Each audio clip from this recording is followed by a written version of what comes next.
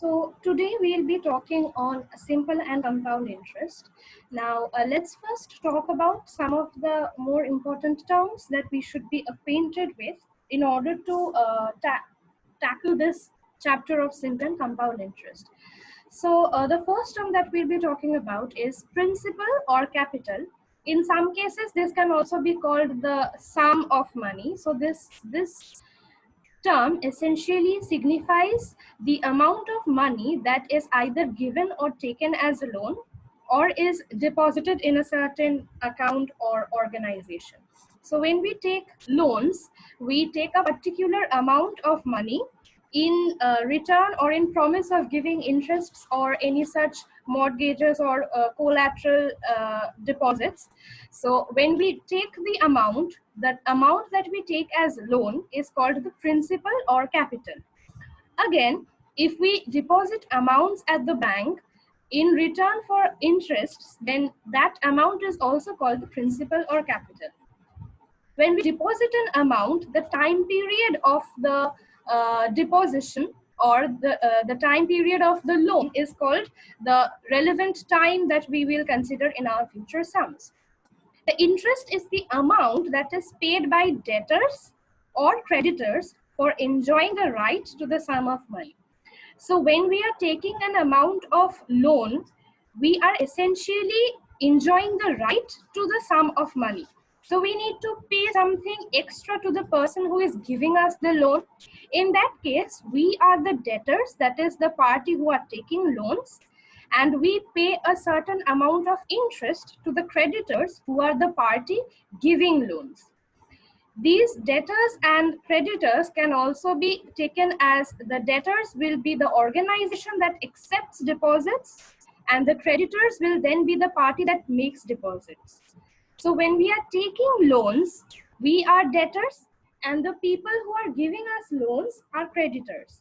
But on the other hand, when we are making deposits, we are in fact the creditors and the organization that are taking the deposits will be the debtors. So in the first case, when we take loans, we pay the rate interest, and when we make deposits, the organization or the bank who's giving us or who's taking our deposits, they give us interest. So you need to understand who is paying interest rate to whom. Now these interest rates can be yearly, so they pay the interest once a year. They are also called annual interest rates. They can be half yearly, so they pay once every half year, that is once every 6 months, or twice a year. So they are also called semi-annual. Again, these interest rates can be quarterly, so they pay once every quarter.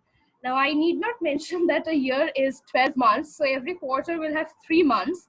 So when we are talking about quarterly interest rates, the interest rates are calculated 4 times a year because quarter means 1/4 of a year. Again, they can be monthly as well, which means once a month. So obviously it's 12 times a year. So that's the basic concept. Now, what do we essentially mean when we say that rate of interest is, say, 10% per annum or per year? So per annum means a year. Now, what do we essentially mean when we say that rate of interest is 10% per annum or year? So per annum, remember this term, 10% per annum means 10% per year. So this essentially means interest.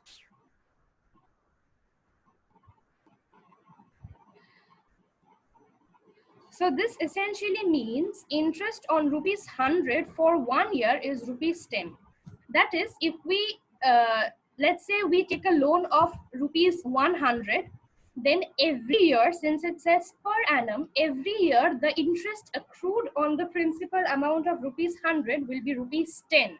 So that's 10% of 100. Had it been 20%, had we said the rate of interest is, had we said it's 20%, then the interest on rupees 100 for 1 year would have been rupees 20. Again, note that this is percent. So if the rate of interest, let's say the rate of interest was as before 10%, and we are taking interest on the principal of rupees 50. In that case, 10% of 50 is 5. So then the interest would have actually been 5 rupees. So how much interest we pay depends on both the interest rate and the principal. So it's essentially 10% of the principal. Whatever amount we take as loan, 10% of that principal will be the rate of interest that I pay. So note again, this is the interest. So if we take loan of rupees 100, the interest rate will be 10. So we'll have to pay the person who's giving us loans, the bank or the organization, we'll have to pay them a total of the principal 100 plus the interest rate 10. So we call that a total amount, which is the principal plus interest. If we take our example of rate of interest being of 10% per annum on a principal of 100, then in our case, the principal plus interest would have led us to 110 rupees. So that is how you calculate the total amount. Now we'll talk about the formula for simple interest. This is a very easy formula to remember, and the derivation is sufficiently easy. So let's say we take we assume 3 values. So these are the usual notations. So remember these notations. I don't think I'll be using these notations. Like every sum, when you begin a sum, you should mention the symbols that you're using. But for lack of time, I won't be using those symbols again and again. So remember these symbols. I won't be repeating them again. So the principal is taken as P, the interest rate is taken as R, and the time period under consideration is taken as T. So the interest on P for 1 year, as I mentioned before, will be R percent of P. So R percent of P can be written as R by 100 times P. So we can rewrite that as PR by 100. Now, if interest on P for 1 year is PR by 100, then by unitary method, we are considering T years of taking the entire loan. So the interest for P for T years will be T times PR by 100, T times the interest on in 1 year. So that will be PRT by 100. So essentially, when we have principal amount P and the interest rate is R, and we are considering T years, then the interest, remember, this is the interest, will be PRT by 100. So when you're asked to find the amount, you need to add a P to it. So you need to add the principal amount. This formula only gives the interest accumulated or interest accrued on the principal. So we'll just do a simple sum pertaining to the formula that we discussed. So the question is, find the interest on rupees 1500 or 1500 for 2 years at 5% per annum interest rate.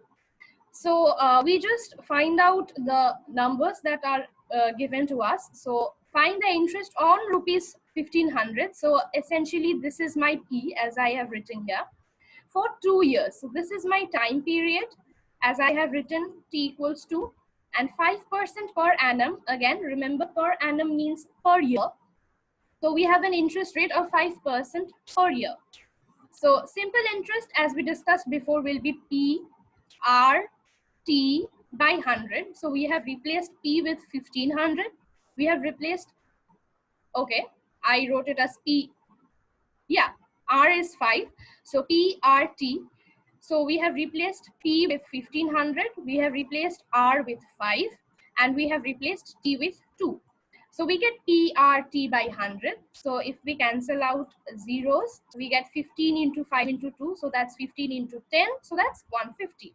So the simple interest, as I have, yeah, sorry. So the simple interest, as they have asked us to find, will be rupees 1500. Note that the amount in that case would have been 1500 plus 150. So in, just let me write it down. Amount would be principal plus simple interest. Had they asked us to find the amount, that would have been 1500. Principal would have been 1500, and the interest accrued on the principal would have been 150. So that would have given us, as they asked us the amount would have been 1650. So that's 1500 plus 150, which would have given us 1650.